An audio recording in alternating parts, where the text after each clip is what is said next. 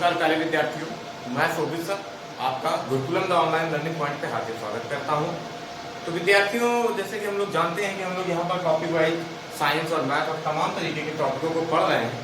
ठीक उसी तरीके से आज का जो अपना टॉपिक है वो बायोलॉजी से संबंधित है और बायोलॉजी में जो सबसे महत्वपूर्ण विषय है वह है श्वसन, और श्वसन में जो महत्वपूर्ण विषय है बच्चों वह है मानव में श्वसन। तो क्लास को स्टार्ट करने से पहले आप लाइक करें, शेयर करें और सब्सक्राइब करना ना भूलें। जिन बच्चों ने अभी सब्सक्राइब नहीं किया है वो चैनल को सब्सक्राइब जरूर कर लें ताकि लगातार जो भी वीडियो हम लोग डालते रहे वो आप तक पहुंचती रहे। तो आइए बच्चों बात करते हैं कि मानव में श्वसन।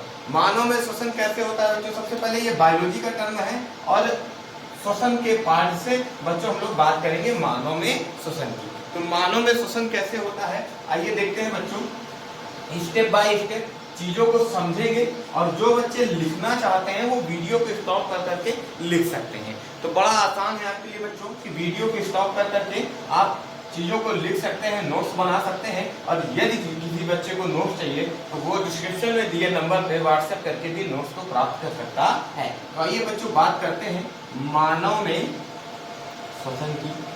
तो मानव में श्वसन कैसे होता है बच्चों?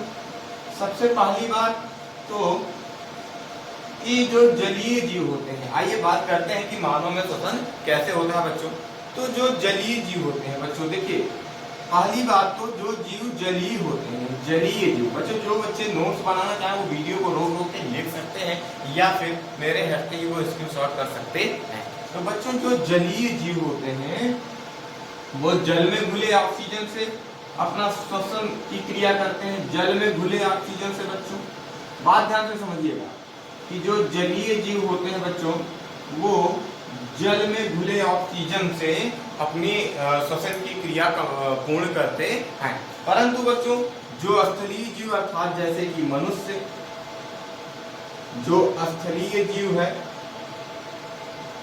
अर्थात बच्चों जैसे कि मनुष्य, वे बच्चों वायुमंडलीय ऑक्सीजन से, कैसे बच्चों?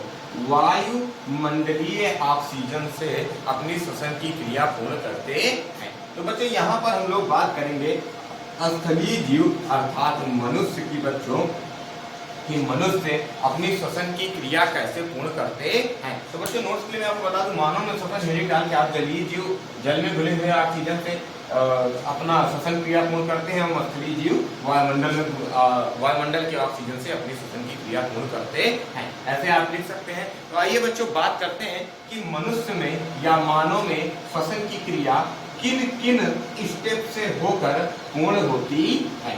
तो बच्चों एक एक बात को मैं यहाँ लिखता चलूंगा और आपको समझाते चलूंगा। तो बच्चों जो मानव में वायु का प्रवेश, मानव के शरीर में बच्चों जो वायु का प्रवेश होता है वो नासा द्वार द्वारा होता है। पहली बात हमने क्या सीखी बच्चों कि मानव में वायु का प्रवेश बच्चों कैसे होता है? नासा द्वार द्वारा होता है। किसके द्वारा बच्चों? नासा द्वार द्वारा होता है। जो भी बच्चे चाहे इसको लाइन वाइज आप नोट्स बना के लिख सकते हैं और परीक्षा में आप एक रूप से पूरा लिखकर मानव में श्वसन को समझा सकते हैं। तो ये बच्चों बात करते हैं मानव में श्वसन की। तो जो पहली बात है मानव में श्वसन का जो प्रवेश है बच्चों वो होता है नासा द्वार द्वारा। किसके द्वारा होता है बच्चों? नासा द्वार द्वारा। बच्चों नासा द्वार द्वारा जाने वाली वायु मार्ग में उपस्थित महीन बालों द्वारा निष्पादित हो जाती है। पहला स्टेप आपने सीखा कि मानव में जो वायु का प्रवेश होता है बच्चों वो नासा द्वार द्वारा होता है। अब जो नासा द्वार द्वारा वायु प्रवेश करती है बच्चों, नासा द्वार द्वारा जो वायु प्रवेश करती है, प्रवेश करने वाली वायु को नासा द्वार द्वारा बच्चों प्रवेश करने वाली वायु को वायु को बच्चों क्या करते हैं? प्रवेश करने वाली वायु को बच्चों नाक के जो महीन बाल होते हैं वो निष्पादित कर देते हैं बच्चों, अर्थात शुद्ध कर देते हैं। नाक के महीन बाल बच्चों निष्पादित कर देते हैं, निष्पादित कर देते हैं अर्थात बच्चों शुद्ध कर देते हैं। तो पहली बात हमने सीखा कि मानव में बच्चों वायु का प्रवेश नासा द्वार द्वारा होता है और नासा द्वार द्वारा प्रवेश करने वाली वायु को नाक के महीन बालों द्वारा बच्चों निष्कासित कर दिया जाता है, जिससे शरीर में जाने वाली वायु बच्चों। अब बच्चों तीसरी बात यहाँ क्या समझ में आ रही है कि जब ये निष्कासित हो गई वायु तो जो शरीर में वायु जा रही है बच्चों, शरीर में जाने वाली वायु, शरीर में जाने वाली वायु क्या होती है बच्चों? धूल बच्चों, धूल व अशुद्धियां रहित हो जाती है, अशुद्धि रहित हो जाती है बच्चों, धूल व अशुद्धि रहित हो जाती है। कौन बच्चों हो जाती है धूल व अशुद्धि रहित? शरीर में जाने वाली वायु। तो आइए एक बार स्टेप बाय स्टेप समझते हैं बच्चों कि मानव में वायु का प्रवेश नासा द्वार द्वारा होता है और नासा द्वार द्वारा प्रवेश करने वाली वायु बच्चों नाक के महीन बालों द्वारा निष्कासित हो जाती है, जिससे शरीर में जाने वाली वायु बच्चों धूल एवं अशुद्धि रहित हो जाती है। ये बात 3 है बच्चों। मानव में श्वसन की क्रिया कैसे स्टेप बाय स्टेप हो रही है मैं आपको समझा रहा हूँ कि और बच्चों आप लाइक और शेयर जरूर करते रहें, क्योंकि आपका लाइक और शेयर करना ही हमारी एनर्जी है और उसी से हम लोग को बहुत प्रोत्साहन मिलता है बच्चों। तो आइए देखते हैं कि मानव में वायु का प्रवेश कैसे होता है बच्चों। तो नासा द्वार द्वारा होता है और नासा द्वार द्वारा प्रवेश करने वाली वायु को बच्चों नाक के महीन द्वारा निष्कासित कर लेते हैं और बच्चों शरीर में जाने वाली वायु जिससे शुद्ध एवं अशुद्धि रहित हो जाती है। तो आइए बच्चों बात करते हैं इसके आगे की कि इस मार्ग में बच्चों एक श्लेष्मा नाम की परत होती है। इसको बच्चों आप चाहे तो इसके शॉर्ट ले सकते थे, या जो बच्चे नहीं ले पाए वो वीडियो को रोक के पीछे करके ले सकते हैं। तो आइए बच्चों देखते हैं कि इसके बाद क्या होता है जब वायु प्रवेश हो जाती है बच्चों शुद्ध एवं शुद्ध रूप से। तो बच्चों इस मार्ग में श्लेष्मा नाम की परत होती है जो इन सब क्रियाओं में सहायता करती है बच्चों। अगला पॉइंट है कि श्लेष्मा नाम की परत होती है। श्लेष्मा याद रखिएगा बच्चों, श्लेष्मा नाम की परत होती है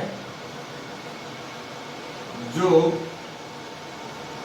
इन सभी प्रक्रम में बच्चों इस प्रक्रम में सहायक होती है। क्या होती है बच्चों?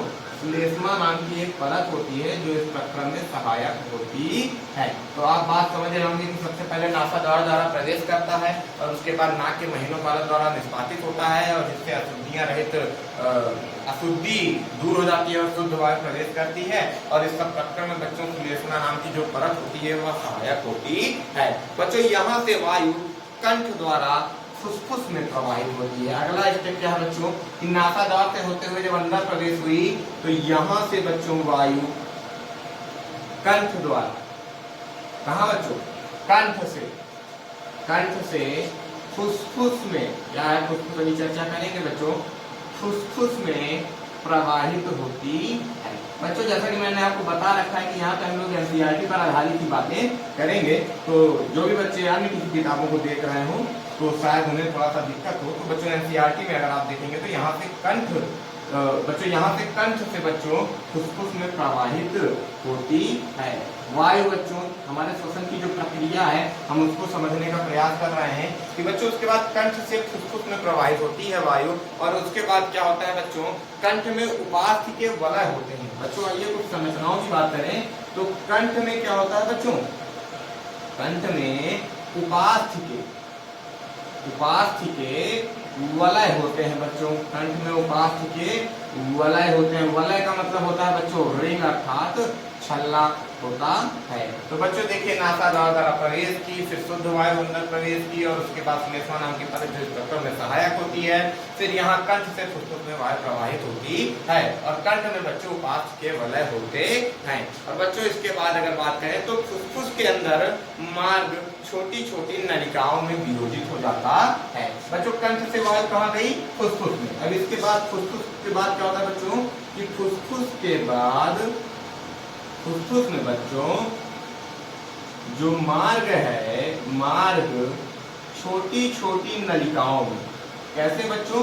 छोटी छोटी नलिकाओं में विभाजित हो जाता है। छोटी छोटी नलिकाओं में बच्चों विभाजित हो जाता है।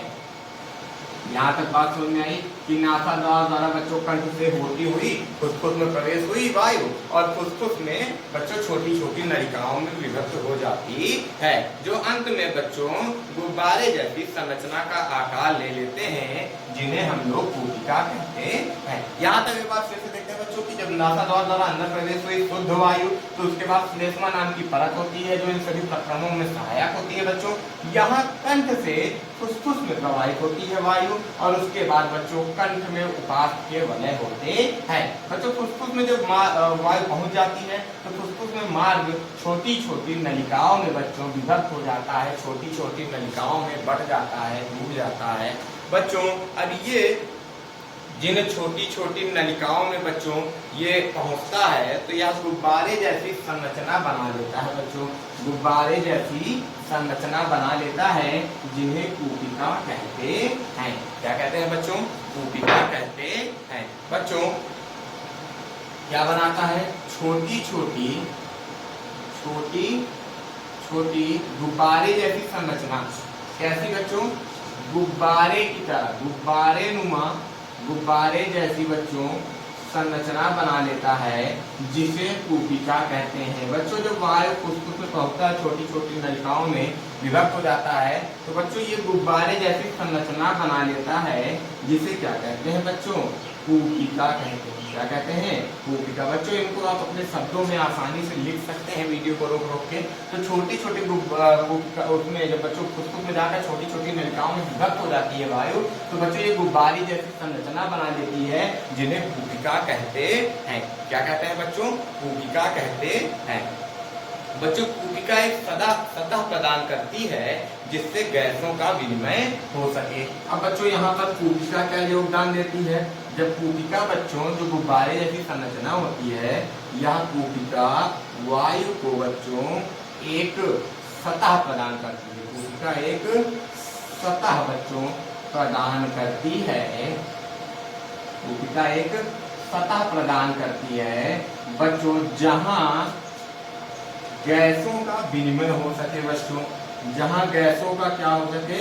विनिमय हो सके, अर्थात बच्चों आदान प्रदान हो सके। जहां गैसों का विनिमय अर्थात बच्चों आदान प्रदान हो सकता है बच्चों, जहां होता है। उसके बाद क्या होता है बच्चों? जब हम सांस लेते हैं तो हमारी पसलियां बच्चों ऊपर की ओर उठती हैं और हमारा डायाफ्राम बच्चों चपटा हो जाता है बच्चों। जब हम सांस लेते हैं तो आइए देखते हैं क्या होता है कि जब बच्चों सांस लेते हैं, इतना आपने लिख लिया कि बच्चों छोटी छोटी गुब्बारों जैसी संरचना होती है जिसे कूपिका कहते हैं। कूपिका एक सतह प्रदान करती है बच्चों, जहां गैसों का विनिमय होता है। मुझे लगता है इतनी बातें आपको समझ में आ गई है बच्चों, तो इसके आगे की चर्चा हम लोग करते हैं बच्चों। जब हम सांस लेते हैं, ये तो हो गया ना बच्चों कि आपके फुसफुस तक कैसे वायु पहुंची।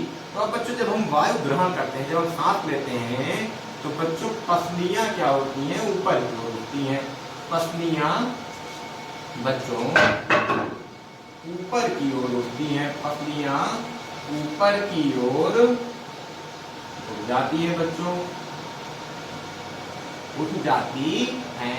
और बच्चों जो अपना डायाफ्राम होता है, डायाफ्राम वह बच्चों चपटा हो जाता है। डायाफ्राम बच्चों अपना कैसा हो जाता है? चपटा हो जाता है। जब हम सांस लेते हैं बच्चों तो पसलियां ऊपर की ओर उठ जाती हैं और अपना डायाफ्राम चपटा हो जाता है। ठीक है बच्चों, इतनी बात समझ में आ गई है। उसके बाद बच्चों रुधिर जैसे कार्बन डाइऑक्साइड कूपिका में छोड़ने के लिए जाता है बच्चों, रुधिर अब क्या करेगा बच्चों? देखिए पहले यहाँ जब हम सांस लेते हैं बच्चों तो क्या होता है कि पसलियां ऊपर की ओर उड़ जाती हैं बच्चों और डायाफ्राम चपटा हो जाता है। परंतु बच्चों इसके बाद क्या होता है कि जब रुधिर शरीर से कार्बन डाइऑक्साइड बच्चों कूपिका में, कहा बच्चों? कूपिका में छोड़ने के लिए लाता है बच्चों। तीसरी बात, जब रुधिर, कौन बच्चों? रुधिर कार्बन डाइऑक्साइड को, किसको बच्चों? कार्बन डाइऑक्साइड को, रुधिर शरीर से कार्बन डाइऑक्साइड को बच्चों कूपिका में छोड़ने के लिए, कूपिका में